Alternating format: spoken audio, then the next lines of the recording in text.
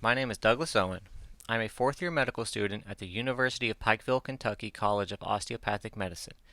With the help of Dr. Cannon, Dr. Sayeda, and Dr. Raj, I am happy to present our poster entitled Lack of Continuity of Care Resulting in Polypharmacy-Induced Acute Kidney Injury in a Patient with Prader-Willi Syndrome. We wanted to make this poster because we felt this case could highlight our role as healthcare providers in the management and prevention of AKI in patients that rely on caregivers for their health. Let's begin. Prader-Willi syndrome is a rare condition with prevalence ranging from 1 in 16,062 to 1 in 25,000 in the U.S. It is most commonly due to lack of expression of the paternally active genes on chromosome 15q11.2 to 13. Our poster exhibits the case of a 26-year-old white woman with a past medical history of Prader-Willi syndrome, type 2 diabetes, CHF, obstructive sleep apnea, and a pulmonary hypertension, presented to the emergency room with watery diarrhea, generalized weakness, and bilateral lower extremity swelling for 2 days. According to the patient's father, a few years back, the patient's former primary care doctor retired, and due to the lack of family physicians in her area, she was seen by multiple locum tenens physicians and lacked continuity of care. Her medication regimen was changed significantly in the recent past, and she was put on multiple medications that could potentially damage the kidney, including enalapril, chlorthalidone, valsartan, metformin, and sitagliptin. On admission, laboratory workup revealed an elevated BUN, elevated creatinine, hyperkalemia, and a low eGFR. At this point, secondary causes of AKI were explored. However, the urinalysis was negative for protein or red blood cells, and the renal ultrasound was normal.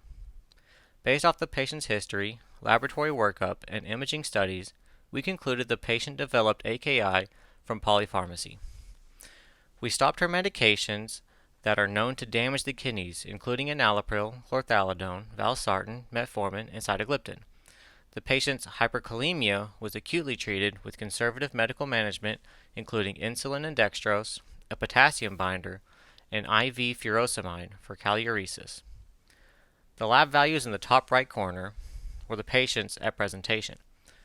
After management, she had significant improvement in renal functions tests to a BUN of 71, creatinine 1.2, potassium 3.8, and an eGFR of 54.3.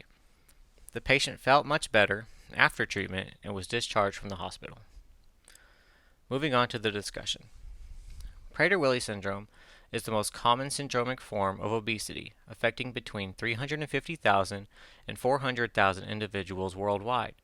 Clinical manifestations in adulthood include central obesity, hypogonadism, osteoporosis, cardiovascular problems, diabetes mellitus, and sleep apnea. In addition, these patients often have mild to moderate intellectual disability and are dependent upon their caregiver for healthcare needs. Patients with Prader-Willi syndrome are at increased risk of polypharmacy-induced complications if there is poor communication between healthcare providers and caregivers.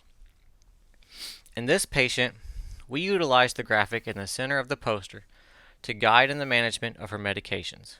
We recommend all physicians to utilize this method to properly manage and prevent AKI in patients that have intellectual disabilities or rely on a caregiver for their healthcare needs.